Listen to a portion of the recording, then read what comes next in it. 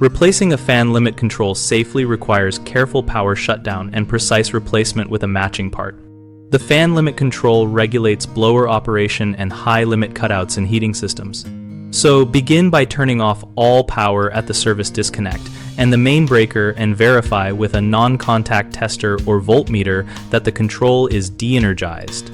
Next, remove the access panel and note the wiring configuration by taking clear photos or labeling each conductor with tape and a pen so you can restore the exact connections later. Carefully loosen terminal screws and remove the defective control, avoiding contact with furnace components that may be hot or sharp. If the control is mounted in a blower housing, support the device while disconnecting to prevent strain on wires.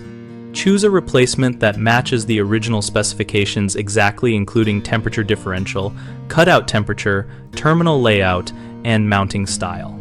Consult the furnace maker model plate or the control part number to confirm compatibility, because wrong specifications can cause improper cycling or unsafe operation.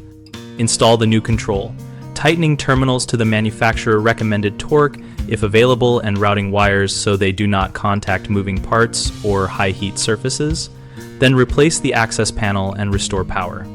Finally, perform a full functional test by running the heating cycle, observing that the blower comes on at the correct temperature and that the limit opens and closes at expected temperatures, and monitor for any unusual noises, odors, or rapid cycling for at least one full heat call. Common mistakes include not verifying that power is fully off, which risks shock and equipment damage, so always lock out and tag the breaker and confirm 0 volts before touching wiring. Another frequent issue is installing a mismatched control with different temperature set points or terminal layouts, which can lead to short cycling or overheating. Prevent this by matching the exact part specifications and double-checking wiring photos. A third problem is poor wiring connections or loose terminals that cause intermittent operation or arcing. Solve this by cleaning contacts, using proper ferrules on stranded wire if needed, and securing terminals to the correct tightness.